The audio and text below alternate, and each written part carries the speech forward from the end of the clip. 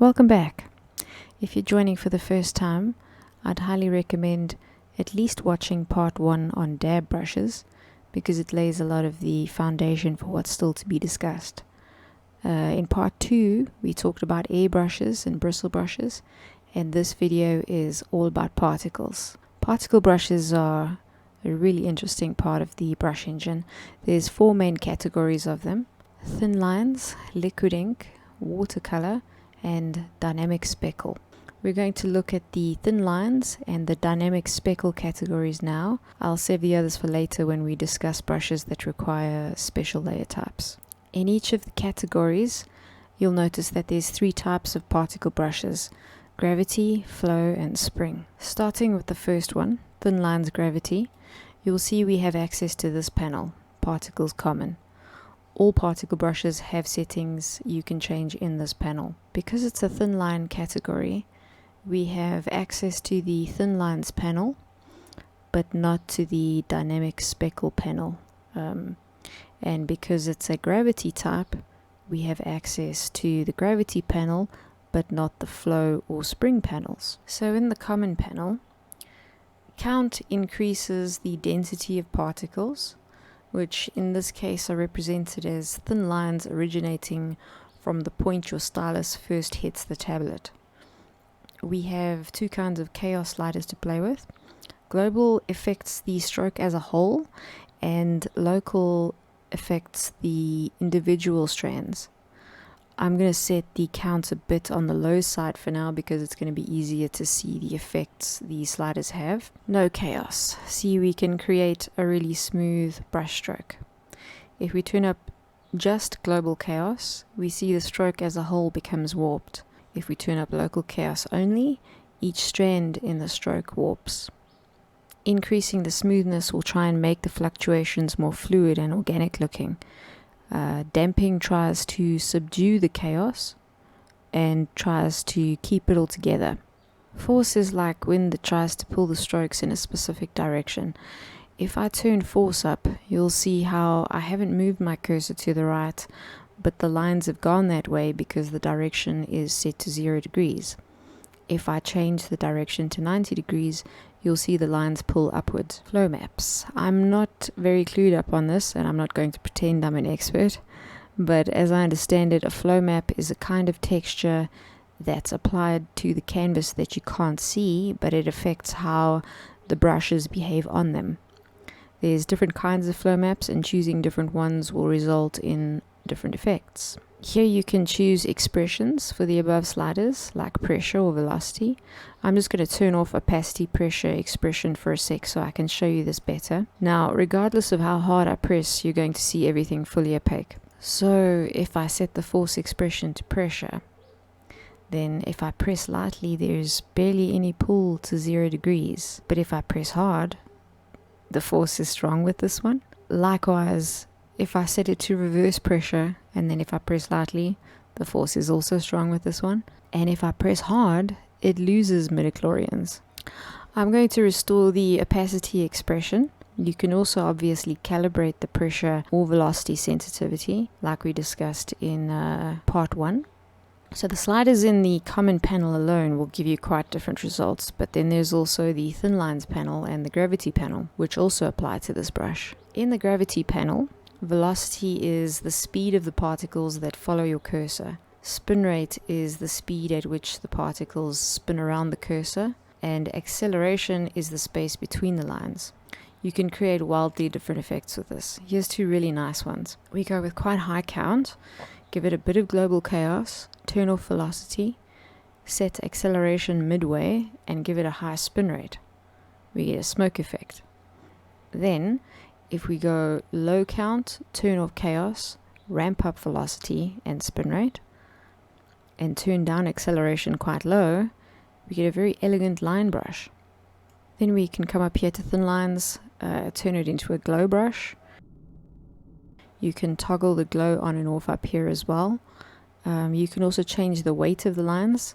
Even at full weight, they're quite thin though. I guess they are called thin lines. If we move on to thin lines flow, we no longer have access to the gravity panel, but now we have access to the flow panel, and we still have all the sliders in thin lines and common. These particles are also expressed as lines, but unlike the gravity one, they don't originate in one spot and follow along the brush's trajectory. Instead, the lines constantly fly out from the line you create. If I turn up position jitter, then the lines have a more random start and end position, but still try to follow along the stroke. I'm going to be honest, I haven't noticed much difference in stroke toggling the randomized chaos on and off. These two sliders pertain to the flow maps, which I'm not clued up on, I'm afraid. Don't forget, you don't have to have it as a glow brush. A lot of the particle brush packs that you buy from Corel Painter, they set them to glow, and they only work in very limited scenarios. So you can toggle that off in thin lines or up here. In Particles Common, we once again have all of these to play with. Let me show you 3 very different brushes. Keep position jitter on 100%, keeping count quite low. Max out both chaos and up the damping quite high. Suddenly you've got an awesome wild afro brush. Then if we turn off the chaos, turn down damping to half and set force high, we have an offset line brush where you can, for example, make a sunset over a still water scene in seconds. Or if we give it a bit of chaos, we have waves. Maybe turning damping up a bit more to shorten the strokes, and then we have more control over the waves. Or if we take that same brush, turn down chaos and damping, and set direction to direction, now we have a cross-hatching brush. These particle brushes can also make awesome blenders. All you do is turn down resaturation, turn up bleeding, and set it to pressure, and behold. How awesome is that? So we've looked at gravity and flow, and now we move on to spring. You'll see gravity and flow are now grayed out. We still have access to common and thin lines, and this bottom section, which pertains to springs, becomes available. The particles here are expressed as lines that form a shape and then extend from that shape in some way. There's 3 kinds of spring particles: nucleus, chain, and geometric. Random length, I suppose you could look at it as a kind of chaos. Random stands for random. The higher the random length, the more randomization you get in the length of the springs. The stiffness seems to try and prevent the springs from fanning out when you make swirls. You'll see with no stiffness, the springs fan out wildly. With 100% stiffness, the curves are more uniform to the straight lines. If we come up here to thin lines, we turn off path opacity, which eliminates the lines that follow the stroke, just leaving the springs themselves. Spring opacity is the opposite. If you turn down spring opacity, you eliminate the springs themselves. And of course, it doesn't have to be either or. We can set it anywhere we like. We also have all the common sliders to play with. On the lowest count, you start with a triangle, and the higher the count goes, the closer you get to a circle. Global chaos warps the stroke, and local chaos warps individual springs. Damping tries to make everything uniform. Force tilts the springs in whatever angle the direction is set to. Let me show you a few different things you can do with these. So let's start with Nucleus. This is a brush I made to create like a vortex effect for some sci-fi art I'm planning. Picture this on a space background with a spaceship coming out the center, like it's dropping out of hyperspace. Let me show you how I made it. I started with the nucleus, a little bit of randomness on the length of the springs, and a tiny bit of stiffness to keep the fans from spiraling too wildly. I didn't want it to look like a technical drawing, so I set path opacity down and spring opacity even lower, and kept the count quite high. Then I gave it the tiniest amount of local chaos to create an offset of the main spiral line, but maxed out the smoothness. And lastly, I set the spacing to continuous time deposition. I'll take it off for a second and show you why. These spring particle brushes have this really fun, unique feature where if you draw a loop and then drag your stylus out, it repeats that loop over and over. It doesn't work if you just draw a loop and then keep your stylus pressed down. You have to move your stylus to keep it looping, unless you set it to continuous time deposition. Now I can draw the loop, keep the stylus in place, and it keeps looping. Perfect for drawing vortexes. Now I'll show you one I created with the chain spring. I call this one Magic Flame. So just to quickly run through the settings so you can see how I made it.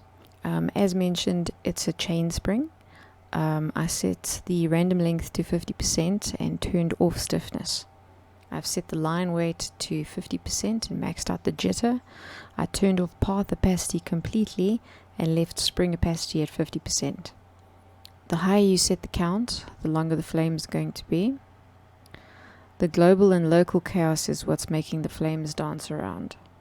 I've set the force quite high and the direction to 90 degrees so that the force is pulling the flames upward. However, if you wanted the flames at an angle, let's say there's some wind coming from the left and blowing the flames right, you can just change the direction according to the degree. The thing you'll notice if you're painting over a white surface is it doesn't show up because it's a glow brush. So you can just toggle off glow and then it'll paint over lighter values too. Lastly, I've also set a slight hue variation. If you pump this up, you can go for a lit unicorn fart effect. For the geometric spring, here's a brush I created that basically just draws random triangles. This is actually the second iteration. The first one was a bit too wild, but I kept it because it could be nice for some random background effects. To tame it, I just maxed out stiffness.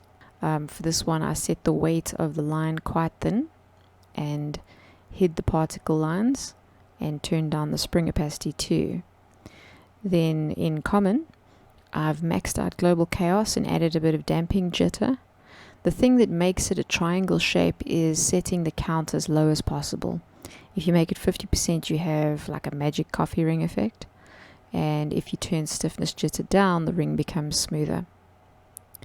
Besides these panels, I also set opacity to pressure, size to pressure, and adjusted the brush calibration. So if I press lightly, the shape is small and wispy, and if I press hard, it's large and opaque. So we're done with thin line particles, and we're going to move on to dynamic speckles type particles. But before I do, I just want to select this brush we created earlier under the thin lines gravity particles, because we're now going to select dynamic speckles gravity particles, which is similar, but the particles aren't lines anymore, they're dots, and because of that we have other options. You'll also see with this type of particle brush, you can set it as an eraser, which is kind of cool. You can give it a grainy look, so let's do that. We can set it to grainy hardcover, and if we want the grain to come through a little more, we can increase the spacing. That's quite attractive. Now we no longer have access to thin lines, but dynamic speckle option opens up. For the gravity brush, the sliders don't really make a huge difference, just some subtle variations on the stroke. Down in the gravity particles panel, full velocity fans out the strokes more. Global chaos takes away control, so it draws all over the page, not where you want it to. And upping the local chaos a bit gives a dry marker look, or as we call them in South Africa, kokies. So that was the gravity type. We now move on to flow, but first let me give credit for the photo. This is Rachel Bradley, wife of Noah Bradley. She's an artist too. Noah Bradley's well known for his landscape paintings in magic cards. Together they do these reference pictures. Many of them are free, and this is one of them. You'll see why I chose this picture in a minute. So first we set our brush to dynamic speckle flow particles, and we choose flat cover. Let's make our brush a bit bigger so we can see what we're doing. So the first thing I'm going to do is max out all the size sliders, and we're going to set the edge to hard. Then we're going to come over here to particles common, halve the count, take off smoothness, and give it quite a bit of local chaos to clump the dots a little bit more. And now here's where the magic is. We go to the blending, we take down resaturation, we max out the bleed, and we toggle on brush loading. Brush loading actually samples the underlying colors hair by hair instead of using the brush as a whole. And this is what gives us this awesome displacement effect. Increasing the brush increases the size of the dots. So you can make something pretty awesome. And I've seen tutorials in Photoshop to do this effect that take absolute hours manually doing each little dot cutout. So this is quite a cheat. As we had with the thin lines spring particles, we also have these 3 appearance variants for the dynamic speckle spring particles. Here's a brush I made with the Nucleus type. I've set it to soft cover. It has a little bit of hue variation on it. I've set the count on the low side. The higher you go, the more dots you get, but the smaller the dots become to fit them all into the size you've specified. Local chaos is what spreads the dots out, and stiffness is what keeps the dots behaving like a stroke rather than a spray. I find it looks best at low opacity, so I turn opacity down to 25, and I set the expression to none, so it's unaffected by my pressure. But the size is still pressure sensitive, and so is the speckle appearance. You could create some magic particle effects with this brush, or maybe a nebula. That's what I actually named this brush. Then we could turn it into a chain type, change the dab method to flat cover, turn off the size expression, up the count, drop the size, stiffness and minimum length, and now we have a nice random speckly brush which lends itself to stars. If we set the spring type to geometric and the dab method to soft cover, we can have a denser, more controlled star effect. But let's do something completely different. If we turn down the minimum length and max out the stiffness, we get a tighter stream. Let's max out the count as well as damping to reduce the scatter even more, and also max out the jitter for some variation. For even more variation to the size and opacity, let's turn off minimum opacity, increase the size and reduce minimum size. We set the expression to pressure. Let's do the same for the individual particles. Max out the size and reduce the minimum size. Let's also set a jitter on the opacity and turn off the smoothness so it's not gradual jitter. And lastly, let's set the edge to hard. It also looks good in black. I think this brush could work for an oriental style foliage or a Japanese symbol. So besides the wet ones, we've looked at all the particle brushes, and I hope I've illustrated how completely different you can make these brushes just by playing with a few sliders. This is the end of part 3. Thanks for watching. Much obliged if you leave a like and subscribe, and it would be great if you'd join me for wet brushes in part 4.